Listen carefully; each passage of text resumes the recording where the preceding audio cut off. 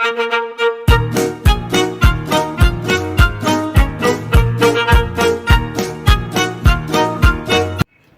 الفل، حلقة جديدة من حلقات العشوائي، وجايين نتكلم على ماتش الداخلية اللي انت بتحس ان انت اسبوعين ما فيهمش غير داخلية طلائع الجيش فاركو وداخلية طلائع الجيش فاركو.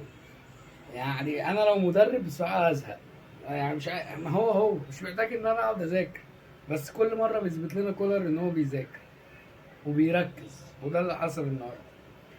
اللي اتكلمنا فيه الفيديو اللي فات ان انت لازم تنزل اي ماتش عشان تقدر تسهله عليك، وفي الظروف اللي انت فيها وفي الجو اللي احنا فيه ده ان انت تنزل تضغط تجيب جول، تفتح الماتش تبدا الدنيا تسهل عليك، وده فعلا اللي حصل.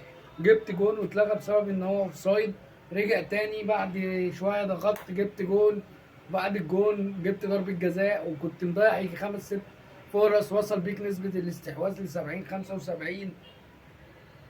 ومحمد هاني النهارده لعب اللعب ايه بقى، واحد اتنين كوره، السهل الممتنع، واحد اتنين الكوره بتجيله يباصي يودي على كده، سهل على نفسه الماتش وسهل علينا لغايه ما برضو مفيش، لازم يقف في الاخر، لازم يعمل كارثه. واقف وقفه واحد اتنين كوره، لسه بيتعلم، واقف اللعيب بتاع طلع الداخليه قطع وهو واقف. يا ابني انت ليه بتسبقني؟ انا واقف، انا ماليش دعوه، انا ليه؟ محدش علمني، محدش عرفني. حاجه غريبه الصراحه.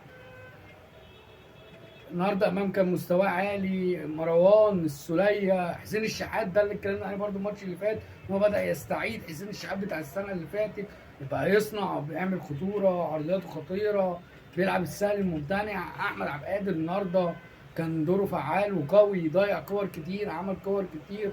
حتى لما نزل الواد المغربي برضو لعب، وبقى من فتره كبيره ما كانش بنحس بيه، بدانا نحس بيه. وسام ابو علي بيعمل كل الضغط من اول الملعب، بيجيب لك كل الكوره، بتجري على كل الكور، بيحاول. فده انت كنت ما كنتش بتحس بيه مع المهاجمين اللي قبل وسام ابو علي. محتاجين ان هو يستمر على كده ويكمل على كده.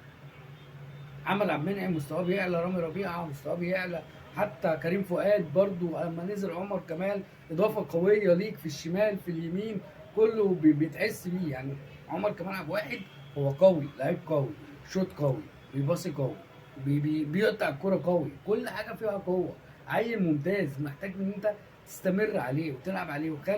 خالد عبد الفتاح نفس الكلام، ريح محمد هاني بقى.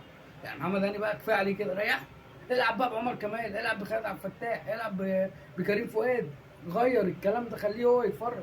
طلعه يا عم السعوديه، حرام والله، حرام 3 سنين ان احنا نستعمله 3 سنين كمان. طلعه يا عم، طلعه، مش هتخسر حاجه، زي ما هتطلع كام لعيب السعوديه السنه دي بعد ما الدوري يخلص، طلع بيهم فيهم محمد عهاني، مش هتخسر حاجه. كولر احنا بس اللي طالبين منه ان هو يبدا كمان يزود القماشه.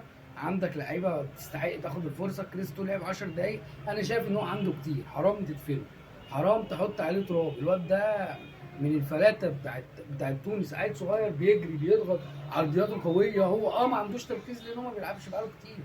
يعني الكره اللي جات له ضيعها دي، لو هو في رجليه في الملعب اكيد كان هيحطها باحسن من كده. كمل.